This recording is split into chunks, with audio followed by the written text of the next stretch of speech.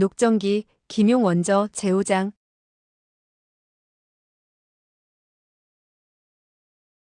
오, 소현자의 출현. 신발 끄는 소리가 문 앞에서 멎더니 누군가 방 안으로 들어왔다. 위소보는 탁자 밑으로 내다보았다. 신발은 별로 크지 않았다. 들어온 사람은 자기 또래의 남자아이였다. 그는 즉시 마음을 놓으며 입안에 음식을 넣고 씹지 않은 채 침을 묻혀 물렁해진 이후 꿀꺽 삼켰다. 이때 음식 씹는 소리가 탁자에서 들려왔다. 그 사내 아이가 음식을 먹고 있는 소리를 들으며 위소보는 속으로 생각했다. 이 녀석 역시 훔쳐먹는 사람이겠지? 내가 큰 소리치며 나간다면 이 꼬마는 놀라 도망을 칠 것이고 나는 다시 냠냠 먹을 수 있겠구나. 그는 다시 생각했다. 조금 전 나는 너무 바보처럼 행동했다. 몇 접시의 음식을 주머니 안에 쏟아넣고는 이곳을 떠나는 것이었는데 이곳이 여춘원이 아닌 이상 내가 가져갔다는 사실을 누가 안단 말이냐? 갑자기 펑, 펑 하는 소리가 들렸다. 그 남자애가 무엇을 치는 것 같았다. 위소보는 호기심이 일어 고개를 내밀고 바라보았다. 그 남자애는 약 14, 5세 정도 되었으며 자기와 같은 옷차림을 하고 있었는데 대들보에 매달아 놓은 부대를 후려치고 있었다. 한참 동안 치더니 다시 벽가에 세워진 가죽 인형을 쳤다. 그 애는 한 주먹으로 그 인형의 가슴을 내지르더니 곧이어 두 팔을 뻗어 가죽 인형의 허리를 껴안고 땅바닥에 쓰러뜨렸다. 그가 사용한 수법은 바로 어제 주점에서 씨름을 한다던 만주인들이 하던 수법 그대로였다.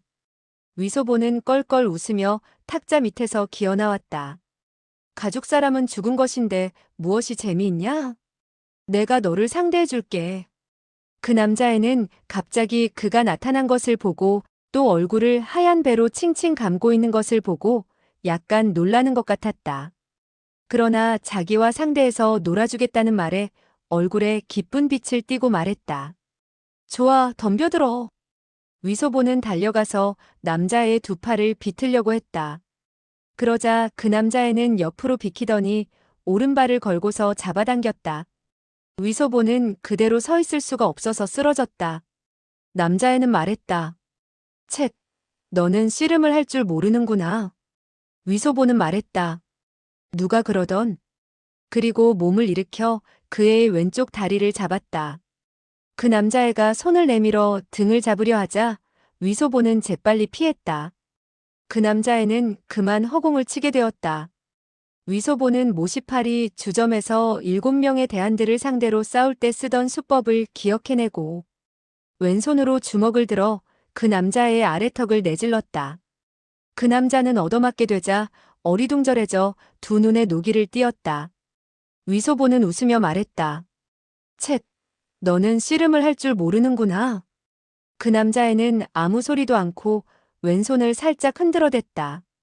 위소보가 옆으로 몸을 피하려 하자 그 남자애는 벼락같이 팔굽을 내밀어 허리를 내질렀다.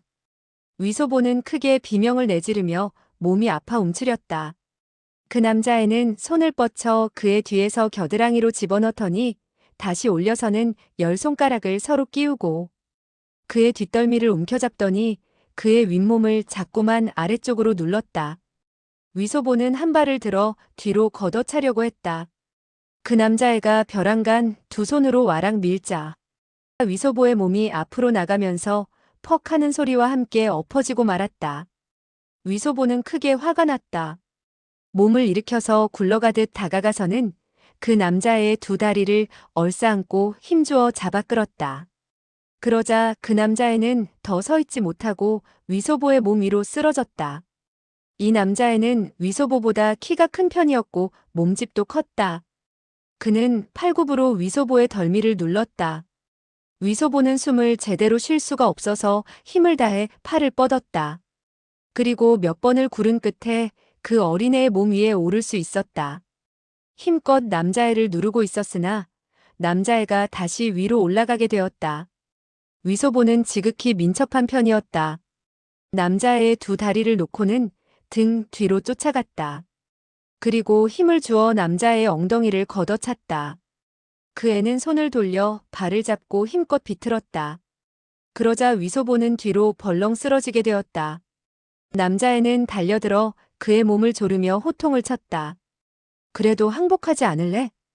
위소보는 왼발을 들어 올려 남자애의 겨드랑이를 문질렀다. 남자애는 간지러운지 힘을 준 손을 풀었다. 위소보는 이때다 싶어 일어나 그의 목을 얼싸안았다. 그 남자애는 씨름의 수법을 펼쳐 위소보의 뒷덜미를 잡더니 그를 땅바닥에 내동댕이 쳤다. 위소보는 아찔해져서 꼼짝할 수가 없었다. 하하, 이제 항복하겠지? 위소보는 벌떡 몸을 일으켜 머리를 들어 상대방의 아랫배를 들이받으려 했다. 그 남자애는 흥하더니 뒤로 몇 걸음 물러섰다. 위소보가 다시 달려들자 남자애는 몸을 옆으로 비스듬히 하더니 다리를 걸어 뒤로 슬쩍 걷어찼다. 위소보는 쓰러지게 되었으나 그의 다리를 붙잡고 와락 잡아당겼다. 두 사람은 거의 동시에 쓰러지고 말았다. 일시 그 남자애가 위로 오르는가 하면 곧이어 위소보가 위로 올라가곤 했다. 이렇게 하기를 수십 차례 두 사람은 끝내 부둥켜 안은 채 씩씩 거친 숨을 내쉬었다. 벼랑간 두 사람은 약속이라도 한 듯 소리내어 웃었다. 똑같이 치고받고 하는 것이 재미있다고 생각한 모양이었다. 둘은 손을 풀었다. 그 남자애는 손을 내밀어 위소보의 얼굴을 덮고 있는 하얀 배를 벗겨내며 말했다. 왜 머리를 감싸고 있니? 위소보는 깜짝 놀라 손을 뻗어 흰 배를 빼앗으려고 했다. 그러나 상대방이 이미 자기의 모습을 보았는지라 감춘다 할지라도 소용이 없는 것을 앙그는 웃으며 말했다. 얼굴을 감싼 것은 들어와서 음식을 훔쳐먹게 되었을 때 남에게 알아보지 못하도록 한 것이지. 남자애는 일어서며 말했다. 이제 보니 너는 때때로 여기 와서 음식을 훔쳐먹었구나? 위소보는 말했다. 때때로 와서 훔친 것은 아니야. 그러면서 몸을 일으켰다. 그러고 보니 그 남자애는 이목구비가 청소한 편이었다. 위소보는 그에게 친밀감을 느꼈다. 그 남자애가 물었다. 이름이 뭐지?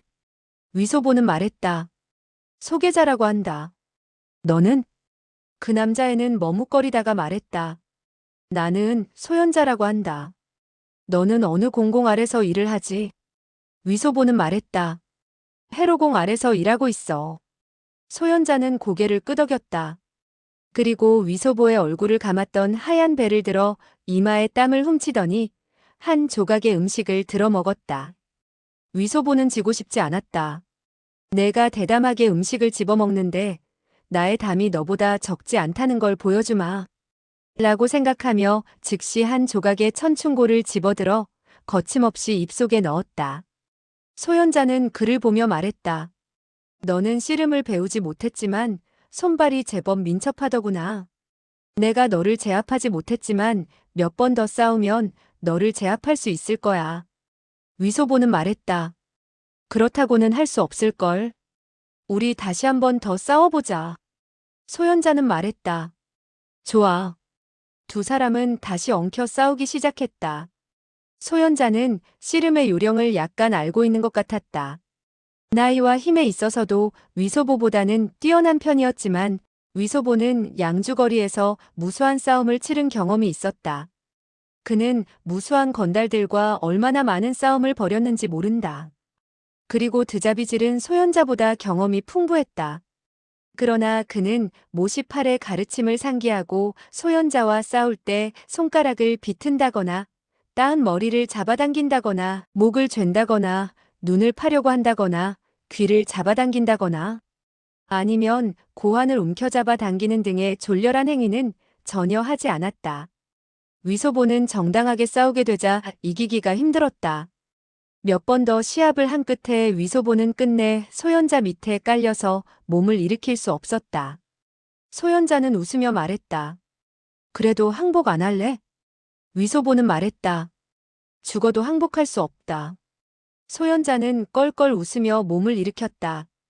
위소보가 다시 달려들어 싸우려고 하자 소현자는 손을 들며 말했다. 오늘은 싸우지 않겠다. 내일 다시 오너라. 그러나 너는 나의 적수가 아니니 다시 싸워도 소용이 없을 것이다. 위소보는 승복할 수 없어서 성냥가량 되는 은자를 꺼내며 말했다. 내일 다시 싸우자. 하지만 돈을 걸기로 하자. 너도 성냥의 은자를 가져오도록 해라. 소현자는 어리둥절해하더니 곧 말했다. 좋다. 내 길을 걸어도 좋지. 내일 나도 은자를 갖고 올 테니 내일 정오에 이곳에서 만나자. 위소보는 말했다. 죽음의 약속인 만큼 만나기 전에는 헤어지지 않을 것이다. 대장부의 일언은 무슨 말이라고 하더라. 뒤쫓아 잡을 수가 없다는 말이 있지. 이 말은 사만한추라는 수거였다. 그는 사만한추 네 글자를 기억할 수가 없어서 애매하게 말하는 것이었다. 소현자는 껄껄 웃으며 말했다. 맞았다. 사나이로서 말을 한 번 하면 무슨 말이라도 뒤쫓아 잡을 수가 없지. 그리고 그는 방을 나섰다. 위소보는 한 움큼의 음식을 집어서 주머니에 넣고 그 방에서 나왔다. 그리고 모시팔이 남과 무공을 겨루기로 약속한 이후 옥에 갇힌 것에도 불구하고 약속을 지키기 위해서 탈옥을 했다는 사실을 상기했다. 모시팔은 몸에 중상을 입었으나 그 약속을 지킨 것이고 그리하여 득승산 아래에서 두 고수를 상대하지 않았던가. 그와 같은 기계는 정말 탐복할 만하다고 생각했다. 그는 이야기꾼들이 들려주는 영웅들의 이야기를 많이 들었기 때문에 때때로 자기 역시 영웅호걸이란 환상에 사로잡히곤 했다. 그는 상대방과 무공을 겨루기로 한 이상 약속을 지키지 않을 수 없다고 생각했다. 내일 이곳으로 오려면 반드시 해로공이 있던 곳으로 가야겠다고 생각했다. 이윽고 그는 갔던 길을 따라서 천천히 도박했던 곳으로 찾아갔다. 먼저 번에는 오른쪽으로 나갔기 때문에 점점 멀어지게 되었는데 이번에는 왼쪽으로 꺾어 들어갔다. 두 개의 복도를 지나게 되자 정원의 꽃나무들이 보이고 그 길을 따라 걸어가니 해로공의 거처가 보였다. 그가 문 앞에 이르자 해로공의 기침 소리가 들렸다. 그는 물었다. 공공, 좀 나으세요? 해로공이 무거운 어조로 말했다. 낫기는 뭐가 나으냐, 빨리 들어오너라. 위소보가 방 안에 들어가 보니 해로공은 의자 위에 앉아 있었다. 무너졌던 탁자는 이미 다른 것으로 바뀌어 있었다. 해로공이 물었다. 얼마나 이겼느냐? 위소보는 말했다. 10여 냥 정도 이겼어요. 하지만, 해로공이 말했다. 하지만 어떻게 되었단 말이냐? 위소보가 말했다. 오영에게 빌려주었어요. 기실 그는 20냥을 넘게 이겼다. 오가에게 빌려준 것 외에도 8, 9냥 정도 남아있었으나 해로공이 내놓으라고 할 것 같아서 제대로 말하지 않은 것이었다. 해로공의 안색이 변하더니 말했다. 왜 오가 녀석에게 빌려주지? 그는 서재를 책임진 사람도 아니잖아. 어째서 온씨 형제에게 빌려주지 않았느냐? 위소보는 그 까닭을 알 수 없어서 말했다. 온씨 형제는 저에게 빌려달라고 하지 않았어요. 해로공이 말했다. 너에게 빌려달라는 말을 하진 않았어도 방법을 강구해서 그에게 꿔주면 될 것이 아니냐? 혹시 내가 이야기한 것을 잊은 것은 아니겠지? 위소보는 말했다. 저는 어젯밤 그 애를 죽이고 나서 놀란 나머지 모두 다 잊어먹고 말았어요. 온씨 형제에게 빌려주어야 한다는 것을. 맞았어요, 맞았어요. 어르신이 확실히 분부한 적이 있어요. 해로공이 코웃음 쳤다. 흥, 사람 하나쯤 죽인 걸 가지고 뭐가 대단하다고 하느냐? 너는 나이가 어려서 사람을 죽여보지 못했으니 탓할 수도 없겠지. 그런데 그 책에 대해선 잊어버리지 않았느냐? 위소보는 더듬거리며 말했다. 그 책은 저는. 해로공이 다시 코웃음을 쳤다. 정말 모든 것을 잊어버린 모양이구나. 위소보는 말했다. 공공. 전 머리가 빠개질 듯이 아픕니다. 거기다가 공공께선 이렇게 기침을 하시니 걱정이 되고요. 온갖 것들이 모두 어리벙벙하기만 하네요. 해로공이 말했다. 좋다. 이리 오너라. 위소보가 대답을 하면서 그의 곁으로 다가가자 해로공이 말했다. 다시 한 번 더 이야기하겠다. 그래도 내가 기억하지 못하면 나는 너를 죽이고 말겠다. 위소보는 말했다. 알겠어요. 그리고 속으로 생각했다. 당신이 한 번만 더 얘기해준다면 나는 100년이 지나도 잊지 않을 것이다. 해로공이 말했다. 너는 온씨 형제 두 사람의 은자를 따야 한다. 그들이 지게 된다면 그들에게 돈을 빌려주어라. 많이 빌려주면 줄수록 좋다. 그리고 며칠 후 너는 그들에게 서재로 데려가 달라고 해라. 그들은 너에게 빚을 진 이상 그 말을 듣지 않을 수 없을 것이다. 만약 이러쿵저러쿵 미루기만 한다면 내가 서재의 총관인 온호공에게 진 빚을 셈하겠다고 말해라. 온씨 형제는 돈을 갚지 못하게 되면 황상께서 계시지 않을 때. 위소보는 놀라서 말했다. 황상이요? 해로공이 말했다. 왜 그래? 위소보는 말했다. 아, 아무것도 아니에요. 해로공이 말했다. 그들이 너에게 서재는 무엇하러 가려고 하느냐고 하면 너는 사람이란 높은 곳을 쳐다보니만큼 황상을 만나게 되어 서재에서 일을 할 수 있었으면 한다고 말하면 돼. 그러나 온씨 형제들은 내가 황상을 뵙도록 하지 않을 것이다. 너를 데리고 갈 때 황상께서는 반드시 서재에 계시지 않을 것이다. 그러니 너는 방법을 강구해서 한 권의 책을 훔쳐오도록 해야 돼. 위소보가 황제를 들먹이자 마음속으로 짚히는 바가 있었다. 그렇다면 이곳이 황궁이란 말인가? 북경성 안에 있는 기원이 아니란 말이지. 아, 그렇다. 그렇지. 만약 황궁이 아니라면 이토록 웅장하고 화려할 턱이 없지. 이 사람들은 틀림없이 황제를 모시는 태감들인가 보다. 위소보는 사람들로부터 황제, 황후, 태자, 공주, 궁녀 및 태감에 대해서 이야기를 들어본 적이 있었다. 그러나 그는 황제가 용포를 입고 있다는 사실만을 알 뿐, 나머지 사람들이 어떻게 생겼는지 알 수가 없었다. 그는 양주에서 연극을 많이 보기는 했다. 그러나 무대의 태감들은 손에 불진을 들고 흔들어댔고 음성이 몹시 가냘팠던 기억밖에 없었다. 그는 해로공과 하루를 지내게 되었고 오가와 온씨 형제 등과 반나절 동안 노름을 했지만 그들이 태감인 줄 모르고 있었다. 그런데 해로공의 말을 듣게 되자 깨닫게 된 것이었다. 그는 생각했다. 응? 그렇게 된다면 나는 그만 나이 어린 태감이 되는 것이 아닌가? 해로공은 날카롭게 다그쳤다. 알아들었느냐? 위소보는 말했다. 예, 알았어요. 황제의 서재로 가야 한다고요. 해로공은 말했다.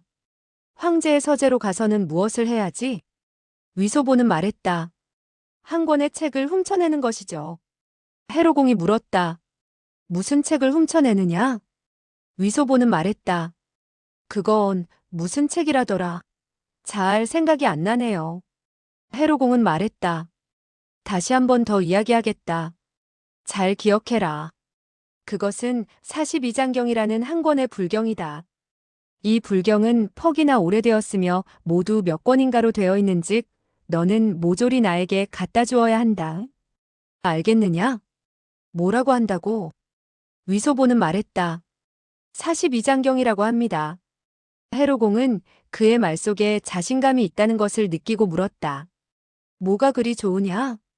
위소보는 말했다. 그렇게 말씀해 주시니 기억이 잘 되네요. 그래서 기쁜 거예요. 원래 그는 해로공에게서 서재로 가서 책을 훔쳐야 한다는 말을 듣고 훔치는 것은 어렵지 않지만 책을 알아보기란 매우 힘들 것이라 생각했다. 원래 그는 글자를 몇 자 알지 못했다. 그러니 어떤 책이라고 분간을 한다는 것은 목숨을 내놓는 것보다 더 어려웠다. 그런데 책 이름을 들으니 42장경이라고 하지 않는가? 그는 기뻤다. 장경이라는 글자는 몰랐지만 40이라는 숫자는 알 수 있었던 것이다. 5자 가운데 석자를 알고 있는 자기 자신이 크게 대견스러웠기에 의기양양하게 말한 것이다. 해로공이 다시 말했다. 서재에서 책을 훔치되 민첩하게 해야 한다. 만약에 발견된다면 너의 목숨이 몇백 개가 있다 한들 보존할 수 없을 것이다. 위소보는 말했다. 그건 알고 있어요. 물건을 훔치다가 남에게 잡혔는데 무슨 좋은 결과가 있겠어요? 그러자 갑자기 떠오르는 생각이 있어 말했다. 비록 잡힌다고 해도 저는 결코 공공이 시켰다는 말은 하지 않겠어요. 해로공은 한숨을 내쉬었다. 그리고 기침을 한참 하더니 말했다. 오늘 너는 잘했다. 뜻밖의 돈을 땄으니 말이다. 그런데 그들이 의심하지 않더냐? 위소보는 웃으며 말했다. 헤헤헤, 아니요, 어째서 의심을 하겠어요? 그리고 그는 자화자찬을 한바탕 버려놓으려고 하다 끝내 참고 말았다. 해로공이 말했다. 게으름 피우지 말고 열심히 연습을 해라. 위소보가 내실로 가보니 탁자 위에는 4가지의 찬과 한 그릇의 국이 먹지 않은 채 놓여 있었다. 위소보는 말했다. 공공, 아직 드시지 않았어요? 제가 밥을 먹여드릴게요. 해로공이 말했다. 배고프지 않다. 너 혼자 먹어라. 위소보는 크게 기뻤다. 밥을 먹기 전에 한 조각의 홍소육을 집어먹었다. 반찬은 이미 식었으나 배가 고팠던 참이라 매우 맛이 있었다. 그는 속으로 생각했다. 이 반찬은 누가 가져온 것인지 모르겠군. 이와 같은 작은 일은 물어볼 필요가 없을 것이다. 천천히 알게 되겠지. 그리고 나서 그는 다시 생각했다. 만약 이곳이 정말 황궁이라면 오가와 온씨 형제, 소현자 등은 모두 태감이겠구나. 그런데 황제 늙은이와 황후 마마는 어떻게 생긴 모양을 하고 있을까? 언젠가는 봐두어야지. 그래야 양주에 돌아갔을 때 헤헤헤 자랑할 것이 있지 않겠느냔 말이야. 모형은 황궁에서 도망칠 수 있었는지 모르겠다. 노름을 할 때 그들이 사람을 잡았다는 이야기는 못 들었으니 10중 8구 도망을 친 모양이로군. 그는 해로공이 의심할까봐 6알의 주사위를 그릇에 넣어 연습하는 척 달가닥거렸다. 점점 눈꺼풀이 무거워졌다. 어젯밤 한숨도 못 잤으니 피로할 대로 피로해졌던 것이다. 그는 얼마 후 잠이 들고 말았다. 그는 해질 무렵까지 잠을 자게 되었다. 잠에서 깨어나자마자 한 명의 자비를 하는 태감이 저녁을 갖고 들어왔다. 위소보는 해로공의 저녁 식사 시중을 들었다. 그리고 침대 위로 부축하여 잠을 자도록 시중을 들고 자기의 조그만 침대 위에 누워서 생각했다. 내일 가장 중요한 것은 소현자와 무공을 겨루는 것이다. 그를 이겨야 되는데. 그는 눈을 감고 모시파리 주점에서 만주의 무사들과 싸우던 수법을 더듬어 보았다. 애매한 것이 잘 기억이 나지 않아 약간 후회하는 마음이 일었다. 모형은 나에게 무공을 가르쳐 준다고 했는데 나는 배우지 않았다. 길을 걸으면서 배웠다면 소현자의 힘이 나보다 세지만 나의 적수는 아니었을 것이다. 내일 다시 말 타듯 나의 등 뒤에 올라타고 내가 꼼짝할 수 없게 된다면 은자를 잃는 것은 상관없지만 체면이 말이 아니겠지. 그렇게 된다면 위소보는 강호에서 굴러먹을 수가 없게 될 것이 아니냔 말이야. 생각이 여기에 미치자 그는 느끼는 것이 있었다. 만주무사들은 모형을 이기지 못했다. 그런데 모형은 늙은 폐병장이의 적수가 못 되지. 그러니 늙은이로 하여금 나에게 무공을 가르치게 하면 어떨까? 생각과 함께 그는 입을 열었다. 공공, 서재에 가서 몇 권의 책을 가져오는 것은 별로 어렵지 않지만 한 가지 어려운 점이 있어요. 해로공이 말했다. 뭐가 어려운 점이냐? 위소보가 말했다. 오늘 제가 노름을 하고 돌아올 때 나이 어린 태감을 만나게 되었어요. 그런데 그는 나의 앞길을 막고 돈을 나누어 달라고 했어요. 내가 싫다고 하자 그는 나와 무공을 겨루자고 했어요. 제가 그를 이긴다면 저를 놔주겠대요. 그래서 저는 그와 반나절 동안 시합을 벌였어요. 그래서 밥 먹을 시간에 제대로 달려오지 못한 거예요. 해로공은 말했다. 내가 졌구나? 그렇지. 위소보가 대답했다. 그는 키가 크고 건장해요. 힘도 저보다 세고요. 그는 내일 다시 저와 겨루겠대요. 내가 그를 이겨야만 그가 나를 귀찮게 굴지 않을 거예요. 해로공이 말했다. 그 꼬마 녀석의 이름은 뭐라고 하던? 어느 부서에 속해 있다고 하더냐? 소현자라고 하는데 어느 방에 있는지는 물어보지 못했어요. 틀림없이 내가 돈을 따고 거드름을 피우니까 미움을 샀겠지. 그렇지 않다면 왜 너를 잡고 시비를 걸었겠느냐? 위소보는 말했다. 저는 승복할 수 없어요. 내일 다시 싸울 때 이길 수 있을지 의문이에요. 해로공이 나직이 코웃음을 쳤다. 너는 나에게 무공을 가르쳐 달라는 것이냐? 나는 가르치지 않는다고 한 이상 가르치지 않는다. 내가 말을 빙 둘러서 청을 해도 소용이 없는 일이다. 위소보는 속으로 욕을 했다. 늙은 폐병장이가 정말 총명하군. 쉽게 넘어가지 않는데. 그는 다시 말했다. 소현자는 무공을 모르기 때문에 내가 그를 이기려고 한다면 애써 어떤 무공을 배울 필요는 없어요. 그러니 공공께선 가르쳐줄 필요가 없는 거지요. 오늘 분명히 나는 그의 머리에 올라타게 되었는데 그의 힘이 세어 도리어 내가 아래 깔리게 되었어요. 그러나 내일은 내가 힘을 써서 그를 꼭 붙잡는다면 그 녀석은 자라가 몸을 뒤집듯 쉽게 일어나지 못할 거예요. 해로공은 말했다. 내가 그 위에 올라타게 되었을 때 그가 뒤집지 못하게 하는 것은 어려운 일이 아니다. 위소보는 말했다. 저도 어렵다고 생각지 않아요. 내일 반드시 그의 어깨를 꼭 붙잡고 늘어지겠어요. 해로공이 말했다. 어깨를 잡아서 뭘 하느냐. 뒤집고 뒤집지 못하는 것은 허리의 기운에 달려 있다. 내가 무릎으로 그의 뒤 허리의 혈도를 꼭 누르면 되는 것이야. 이리 오너라. 내가 가르쳐 줄 테니. 위소보는 벌떡 침대에서 일어나 그의 침대 앞으로 다가갔다. 해로공은 그의 뒤 허리에 있는 어느 한 곳을 더듬더니 가볍게 눌렀다. 위소보는 즉시 전신이 시큰해지면서 기운이 빠지는 것을 느꼈다. 해로공이 말했다. 기억했느냐? 위소보는 말했다. 예, 내일 제가 시험해보겠어요. 될지 안 될지 모르지만. 해로공이 노해 말했다. 왜 안 돼?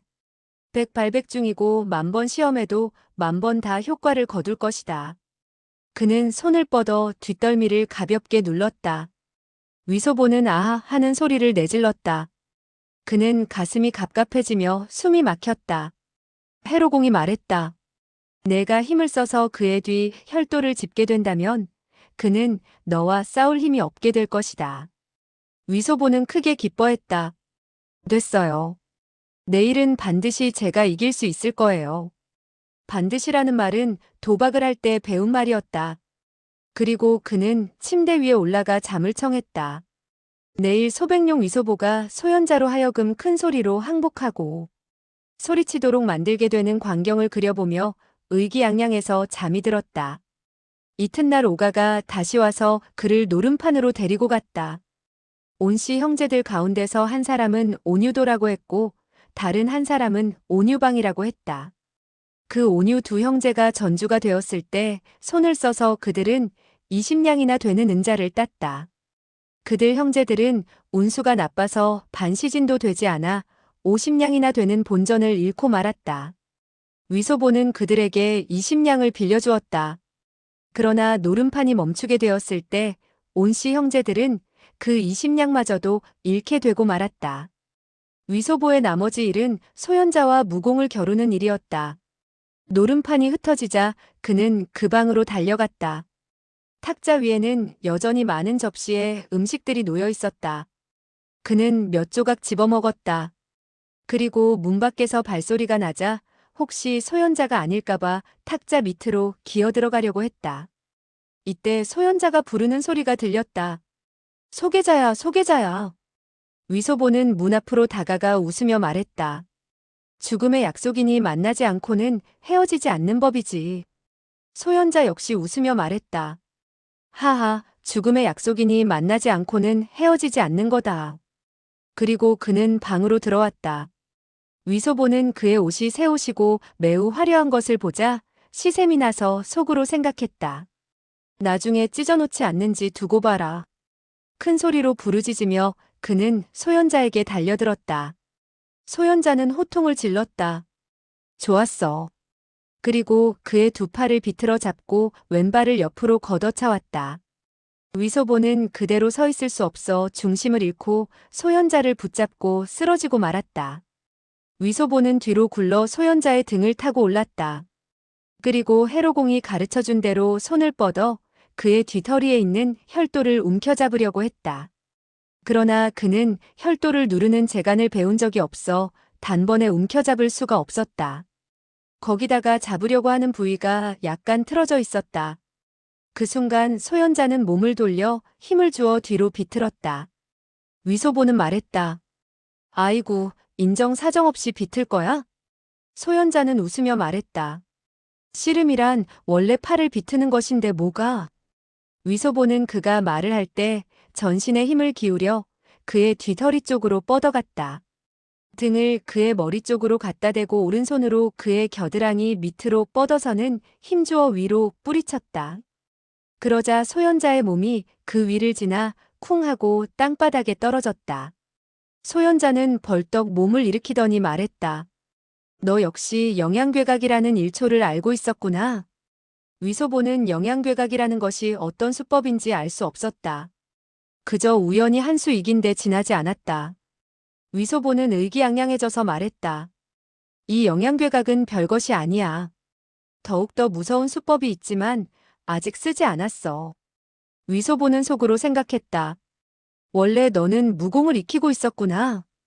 그러니 내가 너를 이길 수 없지. 그러나 내가 1초를 쓴다면 나는 1초를 배우게 될 것이야. 기껏해야 너에게 몇 번 더 잡혀서 쓰러질 뿐이지. 너의 그 수법은 언젠가 내가 모조리 배울 것이다. 소현자가 다시 덤벼드는 것을 보고 그 역시 맹렬한 기세로 덮쳐갔다. 위소보가 달려들려고 했을 때 이미 소현자는 자세를 가다듬고 몸을 옆으로 빙 돌렸고 손을 뻗어 그의 등을 오른쪽으로 밀었다. 위소보는 앞에 가로막는 것이 없자 그대로 몸이 앞으로 나가게 되었고 발을 멈출 수 없었다. 거기다가 그가 등을 밀자 쿵소리와 함께 자빠지고 말았다. 소현자는 큰 소리로 환호성을 지르며 그의 등 뒤로 올라타고 말했다. 항복할래? 위소보는 말했다. 안 한다. 그러면서 허리를 일으켜 몸을 바로 잡으려고 했다. 이때 벼랑간 허리가 시큰해지면서 마비가 왔다. 뒤터리의 두 곳 혈도를 이미 소현자가 움켜잡은 것이다. 이것은 어제 해로공이 그에게 가르쳐준 수법이었다. 그런데 상대방이 먼저 써먹는 것이 아닌가. 위소보는 몇 번 바둥거렸으나 시종 상대방의 손을 뿌리치지 못했다. 좋다. 한 번 졌다. 소현자는 껄껄 소리내어 웃으며 그의 손을 놓아주었다. 그 순간 위소보가 갑자기 덮쳐서 상대방의 발을 걸고 당기자 소현자의 몸이 옆으로 기울어졌다. 위소보는 그 순간 주먹을 내질렀다. 그리고 그의 허리를 격타했다. 소현자는 아픈 듯 억소리를 내며 허리를 구부렸다. 그 순간 위소보가 갑자기 덮쳐 소현자의 발을 걸고 당기자 소현자는 옆으로 기울어졌다. 위소보는 그 순간 주먹을 내질러 그의 허리를 격타했다. 위소보는 뒤에서 앞으로 달려들어 두 손으로 그의 목 양옆을 움켜잡았다. 소현자는 어이쿠 소리를 내지르며 땅바닥에 꿇어 엎드렸다. 위소보는 두 손을 꼭 쥐고 말했다. 항복할래, 안 할래? 소현자는 나직이 흥하고 코웃음을 치더니 벼랑간 두 팔굽을 뒤로 내뻗었다. 위소보는 그 순간 가슴에 늑골이 부서질 것처럼 아팠다. 크게 한 소리를 지르고 뒤로 벌렁 쓰러지고 말았다. 이번에도 그가 이긴 것이었다. 그가 숨을 헐떡이며 물었다. 이제 승복했겠지? 위소보는 말했다. 개방귀 같은 소리 하지 마라. 승복은 무슨 승복, 100번 만번이라도 승복할 수 없다. 너는 우연히 이긴 것에 지나지 않아. 소현자는 말했다. 승복할 수 없다면 다시 일어나 싸우자. 위소보는 두 손으로 땅을 짚고는 힘을 주어 몸을 일으키려고 했다. 그러나 가슴의 급소를 상대방에게 눌린 이상 아무 기운도 쓸 수가 없었다. 한참 동안 대치하였으나 결국 항복하는 수밖에 없었다.